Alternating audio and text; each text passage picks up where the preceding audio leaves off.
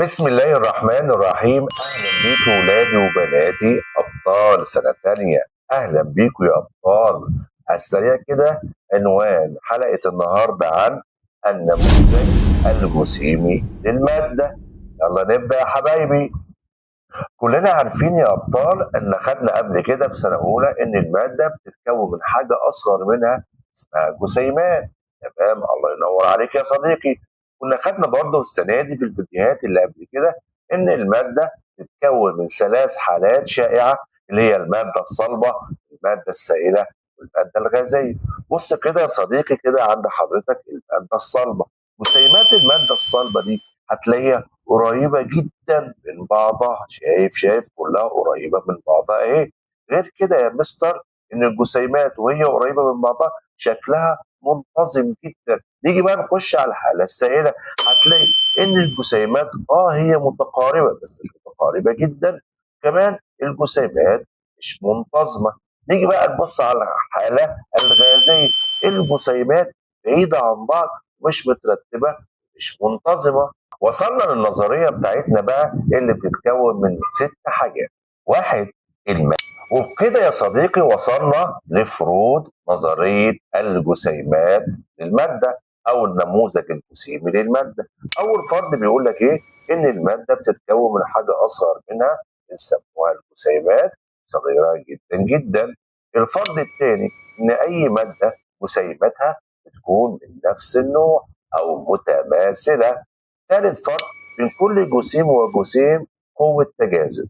قوة التجاذب دي بتختلف من مادة لمادة أو من حالة لحالة على حسب حالة المادة. يعني حضرتك شايف في المادة الصلبة قوة التجاذب بينها قوية، أما في المادة السائلة قوة التجاذب ضعيفة، أما في المادة الغازية ضعيفة جدا جدا جدا. وصلنا للفرض الرابع، تختلف المسافات البينية مادة لمادة أو من حالة لحالة. خامس فرض إن الجسيمات في كل مادة فيها طاقة حركة. سادس فرض إن الجسيمات دي بتتحرك بس تختلف من حالة إلى حالة. وبكده يبقى خلصنا الفروض. بص بقى يا صديقي، على حسب الفروض ال6 بتختلف حالة المادة. تعالى بقى يا صديقي نطبق ال6 فروض من نظرية النموذج الجسيمي على المادة. وهنبدأ أول حالة من حالات المادة هي المادة الصلبة. لو تبص حضرتك يا صديقي في الشكل ده هتلاقي تتكون من جسيمات. الجسيمات صغيرة جدا، الجسيمات متماثلة، الجسيمات المسافات البينية صغيرة، الجسيمات واضح جدا ان قوة الترابط بتاعتها كبيرة. الجسيمات بتتحرك بس حركة اهتزازية في موضعها. طب ال6 فروض ده هيأثروا على حالة المادة الصلبة؟ هيأثروا عليها. هيؤدي إلى 3 حاجات. أول حاجة، قوة الترابط أو قوة التجاذب قوية جدا.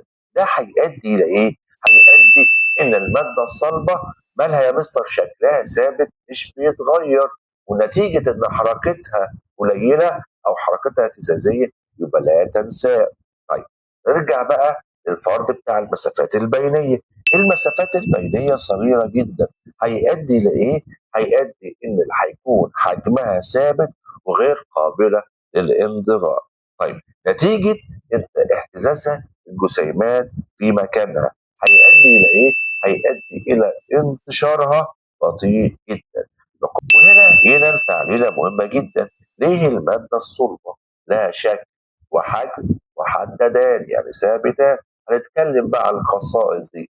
لأن قوة التجاذب مالها يا مستر كبيرة أو قوية جدا فبتخلي شكلها ثابت.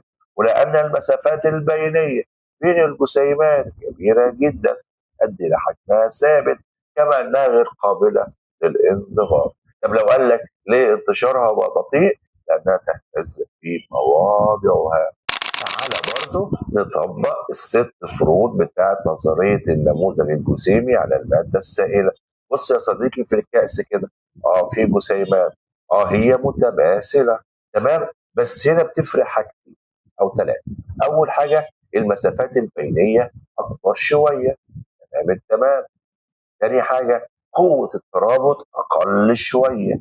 هنا هيؤدي إن تكون الحركة مختلفة عن المادة الصلبة، فبتكون الحركة كبيرة أكتر. طيب ده بقى الحاجات دي كلها هتؤدي لإيه؟ هتؤدي إلى أن سلوك المادة السائلة مختلف عن سلوك المادة الغازية. يبقى قوة التجاذب ضعيفة، أقل من إيه؟ ضعيفة نسبيا، مش ضعيفة خالص، أقل من المادة الصلبة، أدى إلى إنها بتغير شكلها، تاخد شكل الإناء. طيب نتيجة المسافات البينية بتكون كبيرة نسبيا، أدى إلى إن يكون حجمها ثابت وغير قابلة للانضغام. طيب الجسيمات بتتحرك حركة نسبية أعلى شوية أو بحرية أكبر شوية، أدى إلى الانتشار متوسط السرعة، يعني أكبر من المادة الصلبة. هتيجي التعليلة بتاعتنا: علل المواد السائلة الحجم بتاعها ثابت وتأخذ شكل الإناء الحاوي لها. أول سبب هنقوله اللي فوق لسه قايلينه من شوية، لأن قوة التجاذب بين جسيمات المادة السائلة ضعيفة نسبيا. قوة التجاذب ضعيفة، بتؤدي إلى إيه؟ إن المسافات البينية هتزيد، ولما المسافات البينية هتزيد إيه اللي يحصل؟ الحركة هتزيد شوية، هياخد شكل الإناء. تمام التمام. طيب بعد كده إيه اللي هيحصل بعد كده؟ إن لما تكون المسافات البينية كبيرة نسبيا بس مش كبيرة خالص، مش هتنضغط وحجمها هيتم ثابت. زي ما جربنا الست فروض بتاعة النموذج، نظرية النموذج الجسيم، على المادة الصلبة وعلى المادة السائلة، تعال نطبق على المادة الغازية ونشوفه هيؤدي إلى سلوك إيه. زي ما أنت حضرتك شايف إن المقاف هي فيها جسيمات وفيها مسافات، بس المسافات البينية كبيرة جدا. طب طالما المسافات البينية كبيرة جدا يبقى مفيش قوة إيه؟ بتقرب المسافات دي من بعضها. يبقى قوة التجاذب بين الجسيمات كبيرة جدا ولا ضعيفة جدا؟ ضعيفة، نتيجة إيه؟ إنها بتتحرك حركة عشوائية. يبقى قوة التجاذب ضعيفة جدا. المسافات البينية، هل المسافات البينية كبيرة جدا؟ بص يا صديقي، اللعبة كلها أو أساس الخصائص كلها قوة التجاذب. أنا لو قوة تجاذب كبيرة جدا يبقى هقرب الجسيمات من بعضها، ولو قربت الجسيمات من بعضها يبقى المسافات البينية هتقل، ولو قليت المسافات البينية يبقى الحركة يبقى الأساس كله فين؟ قوة التجاذب.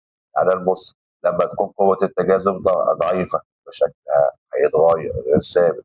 طب لما تكون المسافات البينية كبيرة جدا هيكون حجمها غير ثابت وهتنضغط كمان. أما تكون حركة عشوائية في جميع الاتجاهات هيكون الانتشار فيها سريع جدا. تعالى بقى يا صديقي نلخص الدنيا دي كلها في المقارنة المهمة جدا جدا. هنقارن ما بين المادة الصلبة والمادة السائلة والمادة الغازية. قوة التجاذب في المادة الصلبة والله قوية جدا. في المادة السائلة ضعيفة نسبيا أو متوسطة. أما المادة الغازية ضعيفة جدا. قوة التجاذب هتأثر على إيه؟ هتأثر على الشكل.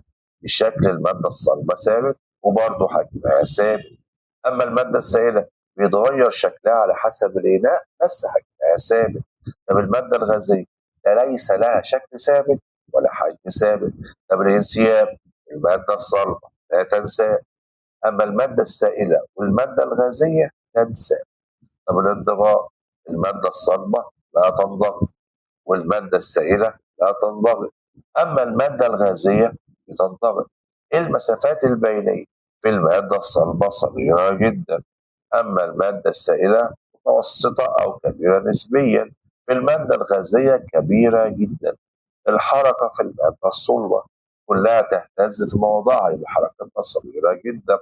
أما المادة السائلة بحرية متوسطة أو بحرية كبيرة نسبيا. أما في المادة الغازية تتحرك في جميع الاتجاهات حركة عشوائية. الانتشار المادة الصلبة ينتشر بطيء جدا عشان حركته بطيئة.